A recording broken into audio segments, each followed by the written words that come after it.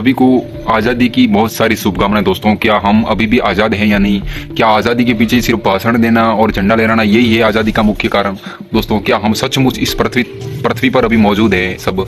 क्या हम सच में आज़ाद हैं? इसी वीडियो के अंदर दोस्तों बात करेंगे। कड़वी सच्चाई बताऊंगा दोस्तों।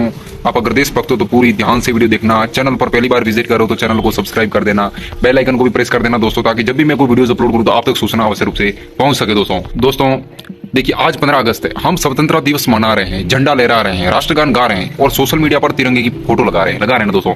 लेकिन क्या हमने कभी खुद से पूछा है कि सिर्फ आजादी झंडा लहराने से पूरी नहीं, झंडा लहराने से पूरी हो जाती है या असली आजादी अभी भी अधूरी है?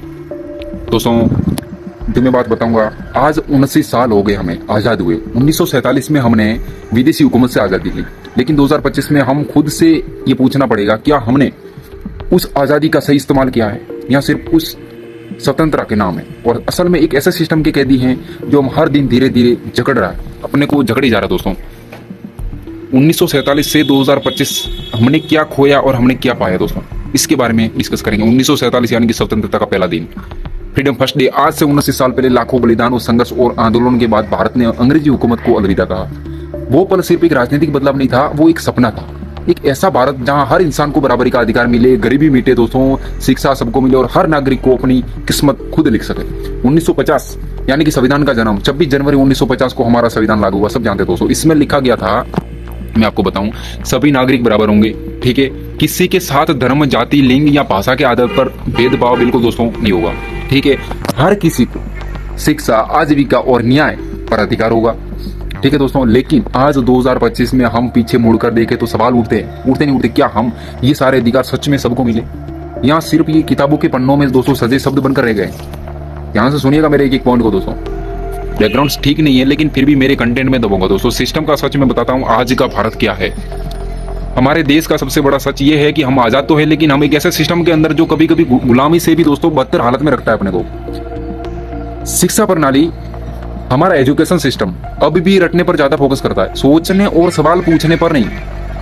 सुन रहे हो? आज भी करोड़ों बच्चे स्कूल जाते हैं लेकिन पढ़ाई खत्म होते ही बेरोजगार हो जाते हैं, क्योंकि हमारी शिक्षा मार्केटों की जरूरत के हिसाब से तैयार नहीं होती, बिल्कुल तैयार नहीं करती, बल्कि सिर्फ डिग्री लेने तक ही सीमित रहती है। अर्थव्यवस्था और रोजगार, इसमें अपन बात करेंगे दोस्तों। महंगाई लगातार दिन पर दिन बढ़ती जा रही है, बेरोजगारी के आंकड़े नए रिकॉर्ड बना रहे हैं, छोटे व्यापारी टैक्स और सरकारी नियमों के बोझ के तले दबे हुए हैं दोस्तों, जबकि बड़े कारपोरेट जो आसानी से फायदा उठा रहे हैं। गांव में खेती अब भी घाटे का सौदा है, किसान मेहनत करता है लेकिन उसकी फसल का दाम मंडी तक आते आते आधा रह जाता है। न्याय व्यवस्था देखिए दोस्तों अपने भारत की, कोर्ट में केस सालों साल लटके रहते हैं, गरीब को न्याय पाने की पीढ़ियां लग जाती है, न्याय पाने में बिल्कुल पीढ़ियां लग जाती है, जबकि अमीर ताकतवर लोग आसानी से सिस्टम से रास्ता निकाल लेते हैं। अब राजनीति क्या है भारत में, मैं बताता हूँ आपको। नेता चुनाव के समय जनता के पैरों में बैठते हैं, लेकिन जीतने के बाद जनता को पहचानना तक मुश्किल कर देते कि भूल जाते हैं भाई तू कौन है, बोलते नहीं बोलते। नीतियां इस तरह की बनती है कि गरीब और गरीब होता जाए और अमीर होता जाए, यानी कि अमीर की जो लेवल है वो अप होता जाए, ऊंच हो जाए और गरीब न्यूनतम सीमा में दबा रहे। असली चुनौतियां दोस्तों वो जो हमें पीछे खींचती है, भ्रष्टाचार। आज भारत का हर दूसरा नागरिक मानता है कि बिना रिश्वत दिए सरकारी काम जल्दी नहीं होता। ये सिर्फ अफसरों की गलती नहीं है, ये एक पूरी मानसिकता बन चुकी है जिसमें हम भी शामिल है कि नहीं दोस्तों? ध्यान से मेरी एक पॉइंट को समझिएगा। मीडिया पर या फिर मीडिया का कंट्रोल समझ लो। आजादी के समय मीडिया जनता की आवाज था कि नहीं था?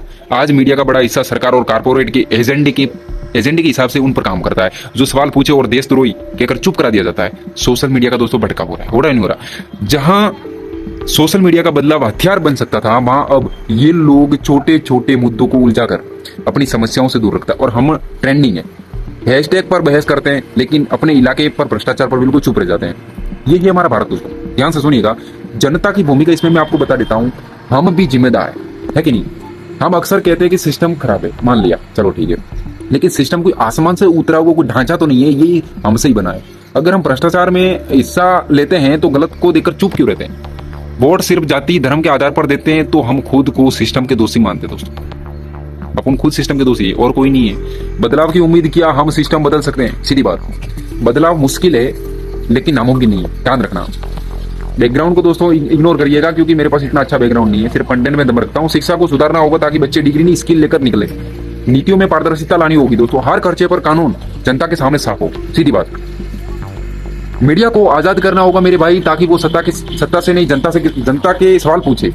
सरकार से। जनता को जागरूक करना होगा ताकि वोट देते समय जाति, धर्म या फरी के लालच पर नहीं, काम के आधार पर फैसला हो। ठीक है, मान लिया। चलो इसके आगे अपन बात करेंगे दोस्तों। जैसे